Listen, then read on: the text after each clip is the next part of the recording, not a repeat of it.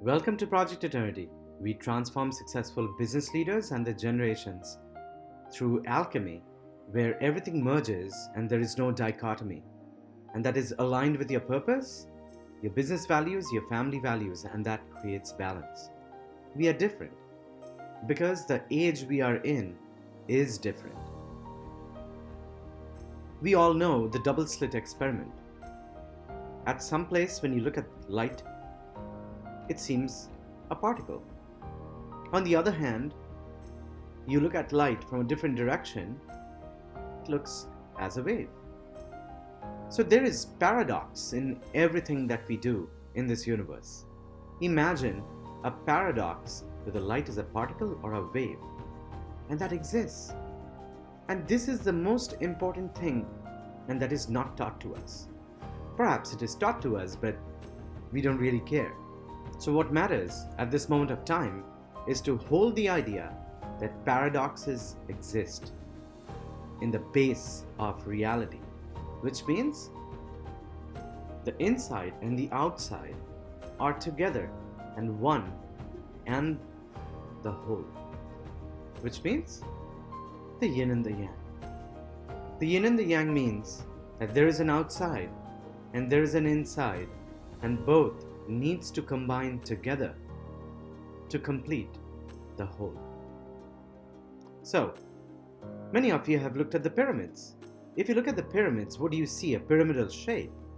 But not many people understand how the pyramid was based on sacred geometry and consciousness. To even take it further, the entire Giza plateau with all these pyramids were made in such a way that golden ratios existed all the time. Why is that? Because it makes the energy from the cosmos flow. And if you can do that, if you can harness that, you can do many things. The pyramids, for example, are aligned with the constellation of Orion. Now, how did these people know that? They knew it because they were very advanced. They knew the flow of consciousness and what you can do with that energy. In India, this is where this Mount Kailash, which is built from one single piece of rock. This is a marvel that nobody looks at. Now my question to you is, did they start building the temple from the bottom or from the top? If they started building it from the top, how did they build such a remarkable geometry with preciseness that has lasted 10,000 years? Let me show you more. This, in Cambodia or probably in Vietnam, look at the beauty of these stone structures. Multiple stones have been created in such a way to give you the feeling that they are smiling at you. Now, where we want to bring this is what Niels Bohr says. I'm sure most of you know that Niels Bohr is kind of the father of quantum physics. He says, and let me read it out, the opposite of a fact is falsehood. But the opposite of a profound truth may very well be another profound truth. And this is where we come to the fact, what is an objective and what is the subjective. And this is the fundamental piece. Until we understand these fundamentals, our future will never change. And specifically for this generation, you have to be very subjective, or else you'll be replaced by robots and artificial intelligence and all that. And I'll prove that to you. So hold on. The objective is deterministic. Means it is something that you can picture, just like an iceberg. But the biggest piece, the subjective, is subconscious. Let me give an example. We all know what a harmonic series is. I'm sure you've studied this in physics. If you don't, you should look it up. But subjectivity is when you realize the entire harmonic series is actually found in a conch shell. My point is, it's very important to have a different perspective. You cannot build the future based on the previous perspective of your forefathers or even people like us. It is very important for you to have a different perspective of subjectivity all the time. So let me give you another example. This is a pentagon with a, another star pentagon inside. What most people do is they look at it, and that is objectivity. But this is subjectivism, meaning flowers have these shapes that have pentagonal geometry. Why is that? Because this is the essence of life. This is how things are created. The pentagon absorbs and exhibits energy, and if you know it, you can do a lot with it. The problem is, we don't know it, but those who know can do a lot of things. Imagine a building which is pentagonal. So you've got objectivity, and now we know that it also absorbs cosmic energy. Now that is called, people who know it very well how to harness this energy. In India, most people look at it and they think this is a temple. Not at all.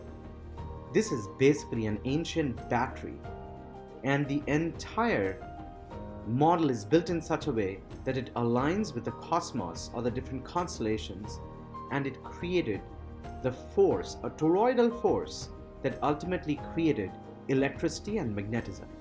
Well, we'll talk more about this, but as I said, if you understand all these, you can change a lot of things. Now let's talk about subjectivity. Most people think these statues in Indian temples are gods. This is Shiva, this is Parvati, XYZ. Actually, none of these at all. Now, what the ancient Indians did, they were so advanced that they encoded all this information for us one day to discover. What they did is they put cosmic elements into statues. So let me show this to you. This is basically an alignment with the zodiac, where the man over there is Orion, the female is Pleiades, and Orion and Pleiades go hand in hand. They always go together. That's the reason, again, Pleiades, the woman, is on the man's lap. They made it very clear. This is the subjectivism. This is subjectivity. And they have told us that the energy moves from the top to the bottom. Now, you don't believe this? Now let me explain even more. Now this is what people call Vishnu, for example. Doesn't matter what people call it, but the ancient Indians were brilliant. Let me prove this to you. Once you look at this, you understand that they meant something else. What they meant is that there are 6 hands, so there's 6 lines which create the 3D axis.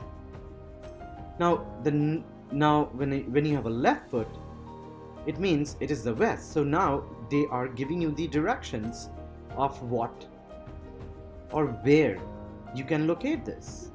For example, the navel is where the entire cosmic energy enters the earth and goes into us. Similarly, when you see other things like the 3 serpents, it basically means the serpent bearer, which is the 3 constellations. Similarly, the serpent at the top basically means the ascension of the spirit, just like a serpent or a snake rises up. It's energy. They're all talking about energy. When you see the swordsman, that is Orion. And you can see the Orion's belt, the 3 things that are hanging down from the belt is Orion's belt, which has 3 stars. Similarly, this is the bull, so that's Taurus.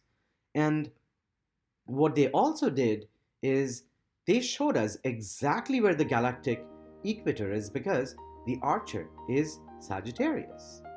So if you look at everything, they basically created an archetype.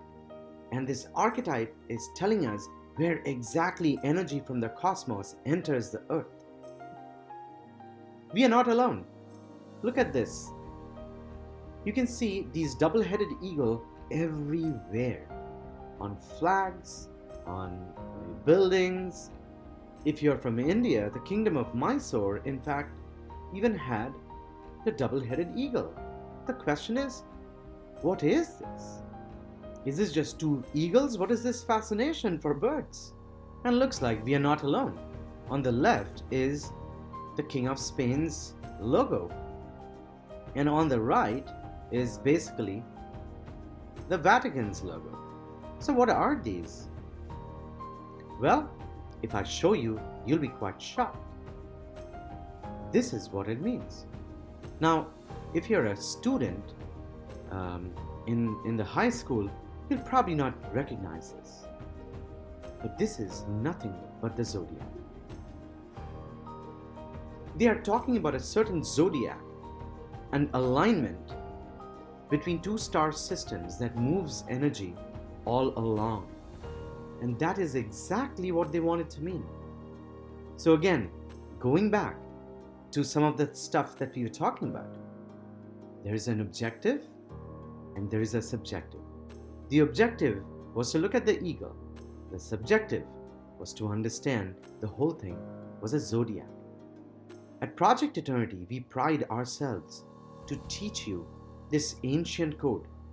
So if you're from a business family, if you learn this ancient code, you can co-create the future. Now, there are problems. And let me tell you what is the biggest problem that has happened in society today. And the reason I say it's not going to work anymore for your generation and even mine. The ancients knew that we are composed of four elements: the body, mind, soul, and the spirit. What has happened?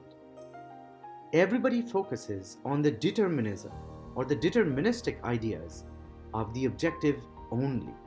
It is always that particle, the atom, that molecule, that quark. Everybody is looking for that finite particle. Whereas it doesn't exist. Everything has duality. Nobody's talking about the wave at all. So we are skewed, which means our thought processes of today is very objective. And what has happened is that the subjectivism is completely lost. And that is the reason we cannot progress towards the future. Because we are not even talking about the most important thing that human beings and animals have. And any living thing, it is called consciousness. So now you must be thinking, we love it. We love what you're talking about. But does this really matter? In the future? I mean, in my business or job, you think all these stuff would matter? My point is, absolutely. Let me show it to you. This is what you're going to face. In the future, say about 8 or 10 years going forward, you're going to see a lot of robots and humans working together. Now this picture is a little, too much, but you get the idea. The point is, robots can only do objective tasks. But the subjective can only be done by the human being. Of course, there are companies who are studying you. There's machine learning and AI and all that stuff that matters, who are absolutely studying your behavior, but that is for an entirely different reason. And it's not really good. But now let me tell you what is happening and why you need to be subjective. This is the Ferrari factory. Same factory with a distance of 50 years. I use the word distance for a reason that same place that people are, now the robots exist to make the Ferraris. So what happened here? To understand this, we got to go back to the slide again. Remember, robots can only do objective tasks, but thinking, that is done by the human, which means the robot can analyze outcomes based on data. That's a program. But how to think and how to think intuitively and create things cannot be done by a program. It can only be done by the human. And which is the reason we say the robot does not have feelings. It cannot. Only humans can feel what it is to be a human. That is the reason we have to get back into consciousness. The human being is conscious, the robot is not. But what's going to happen in the future is, let's get back to this slide, which means if your job in the future or your business in the future is objective and has structured tasks, you'll be replaced. Let me tell this to you again. If your job and if your futuristic business is objective and has structured tasks, you're going to be replaced again and again and again. That's what technology does. It replaces the tasks that human beings do. Going back to the slide, if you can think subjective, you'll be replaced. So let me give you an example again. What is subjectivity? Many people might see the flowers, but only the human will be able to see or notice the woman here.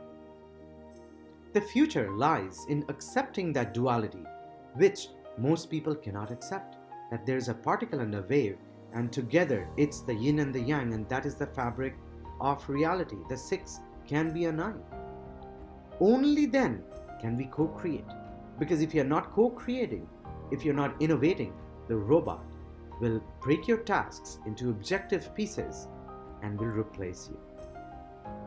That's why Project Eternity is different. We have built it differently. We have built it based on objective, subjective, ancient wisdom, alchemy, everything. Why? Because we have built it based on the ancient wisdom of the flower of life. And the flower of life is actually everything.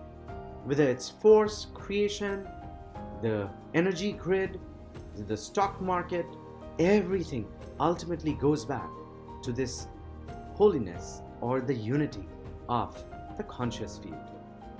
We have built an entire ecosystem and eco-village over here, including a Bitcoin building too. It is so futuristic, and it is so futuristic that it is built on ancient wisdom in a modern way that if you just even stand over there, just the arrangement of the entire structure, which is aligned with the cosmos, can actually raise your consciousness and your creativity. Now, let's go back to where we started, Steve Jobs. I know many of you said wow to this, but the genius of subjectivity lies when you realize that if you can put the Fibonacci numbers as the radius of the circles, this is automatically going to attract the chi, the life force, or the universal force that I showed in the Vishnu all the time. And Steve Jobs put the Apple logo everywhere. Welcome to Project Eternity. We are different. We transform successful business leaders and the generations through the ancient yogic wisdom of alchemy, where everything merges together. There's no dichotomy, and you're aligned, you're happy, and you can co-create the future and still be balanced.